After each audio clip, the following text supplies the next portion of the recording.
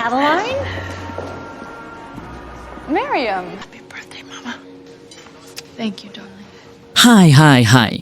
Di video kali ini gue bakal ngebahas film yang berpusat pada seorang gadis bernama Adeline yang berhenti menua di umur 29 tahun.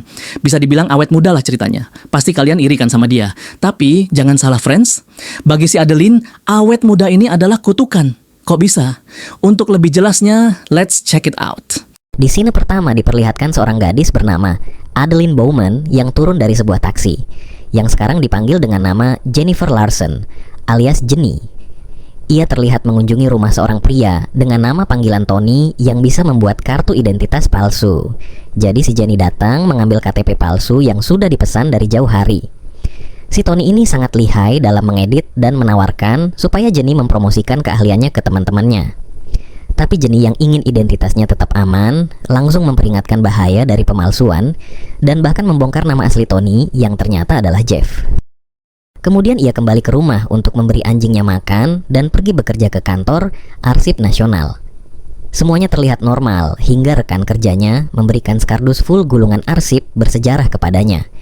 Jenny mengecek isinya dan membawanya pulang. Dengan menggunakan proyektor, ia dengan rasa takjub menonton rekaman bersejarah tersebut.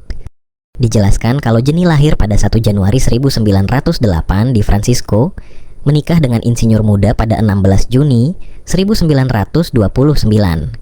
Mereka dikaruniai seorang putri bernama Fleming.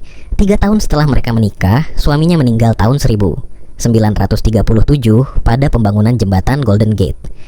10 bulan kemudian, saat ia ingin ke penginapan orang tuanya, di hujan bersalju ia mengalami kecelakaan.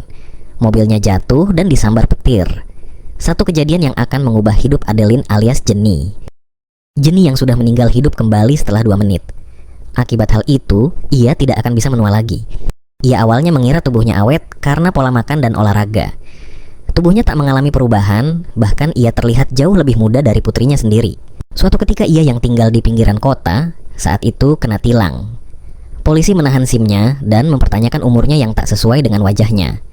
Adeline yang khawatir bergegas pindah ke San Francisco dan bekerja di bagian administrasi dari Fakultas Kedokteran. Di sana ia mencari informasi tentang kondisinya. Setahun berlalu dan ia akhirnya pasrah karena tidak ada penjelasan ilmiah tentang kondisinya saat ini. Suatu malam ia dicegat dan ditangkap oleh agen FBI yang mencurigainya. Di perjalanan saat mereka menepikan mobil karena kecelakaan, Adeline memanfaatkan situasi tersebut untuk kabur. Sejak saat itu, Adeline berpindah tempat tinggal dan mengubah identitasnya setiap 10 tahun. Dan 7 minggu lagi, ia akan mengubah identitasnya kembali. Di satu malam, temannya Regan mengajaknya merayakan tahun baru di Nob Hill, tempat penuh kenangan bagi Adeline alias Jenny. Di tengah obrolan mereka di pesta tersebut, terlihat seorang pria yang menarik perhatiannya. Tapi seketika hilang saat seorang wanita mencium pria tersebut. Pada saat di lift hendak pulang, seorang pria bernama Ellis tiba-tiba masuk ke lift dan mengajaknya berkenalan. Satu pertemuan yang akan mengubah hidup Adeline. Sepertinya Ellis dan Jenny saling tertarik satu sama lain. Di akhir obrolan mereka, Ellis menjelaskan wanita di pesta tadi hanya seorang teman. Ia juga meminta kontak, tapi diabaikan oleh Jenny. Keesokan harinya Adeline alias Jenny bertemu dengan putrinya Fleming di satu restoran. Fleming kini menua dan terlihat seperti neneknya Jenny. Suatu hari saat Adeline sedang bekerja, ia terkejut melihat Ellis datang ke kantornya. Bahkan memberi buku sebagai hadiah, dan kali ini dia mengajak Adeline berkencan. Adeline akhirnya setuju setelah melihat usaha Ellis. Ellis juga bilang kalau ia akan membawa Adeline ke tempat yang belum pernah dikunjungi Adeline.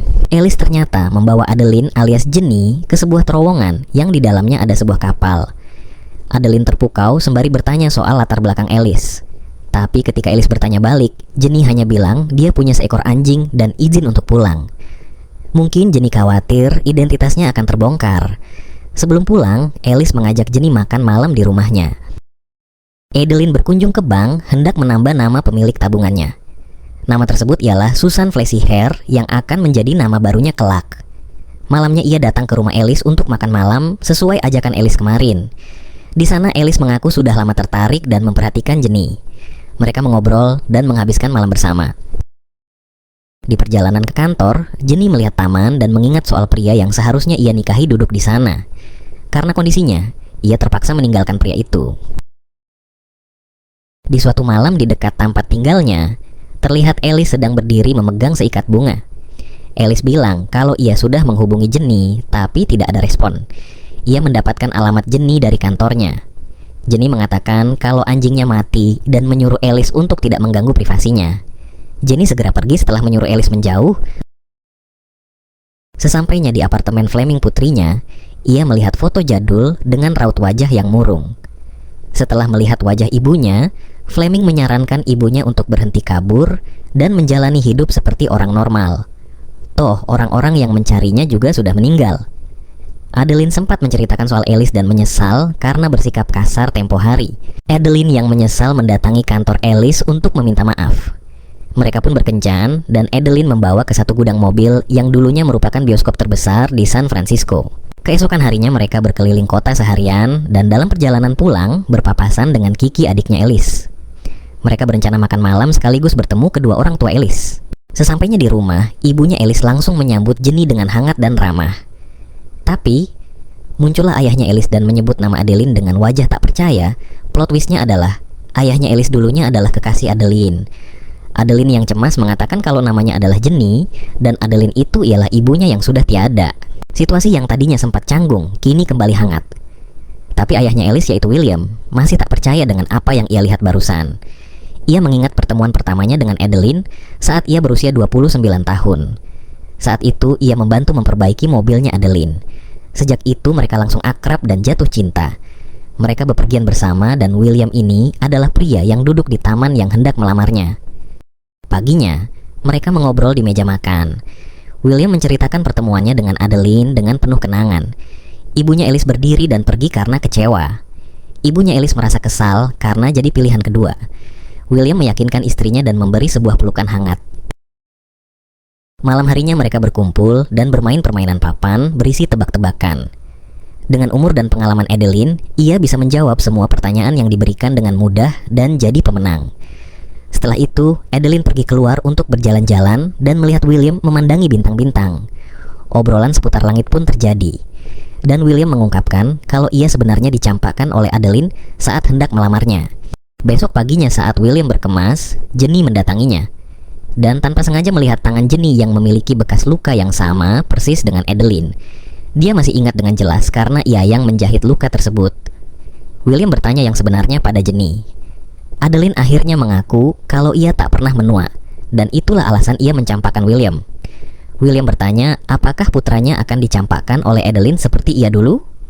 Adeline kewalahan dan kembali ke rumah mengambil tasnya. Ia menulis catatan dan pergi kabur seperti yang biasa ia lakukan. Alice yang tak tahu menaung membaca pesan Jenny. Ia meminta penjelasan ke ayahnya setelah William mengatakan kalau Jenny tak akan kembali dan menjelaskan kondisi Jenny. Alice yang kesal mencoba mengejar Jenny. Ayahnya sempat bertanya bagaimana perasaan Alice ke Jenny. Setelah Alice menjawab, William memberi kunci mobil dan menyuruh Alice segera mengejarnya. Adeline yang kabur mendadak berubah pikiran dan menelpon Fleming putrinya.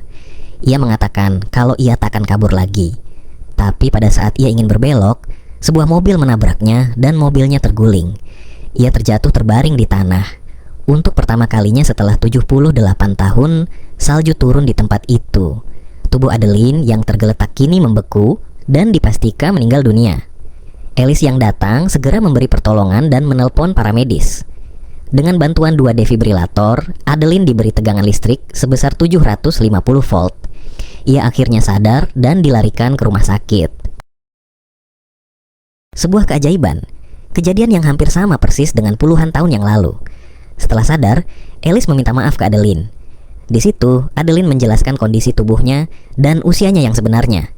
Alice tetap tenang bahkan setelah mendengar kebenarannya. Fleming yang mendengar kabar yang menimpa ibunya segera bergegas dan melihat ibunya. Fleming sempat mengaku sebagai neneknya Jenny, tapi Adeline menjelaskan situasinya. Fleming turut bahagia. Kini Adeline dan Alice adalah pasangan. Saat pergi ke satu pesta, Adeline menyadari kalau tubuhnya sudah menua. Dan akhirnya cerita pun tamat. Apakah kalian mau awet muda seperti Adeline?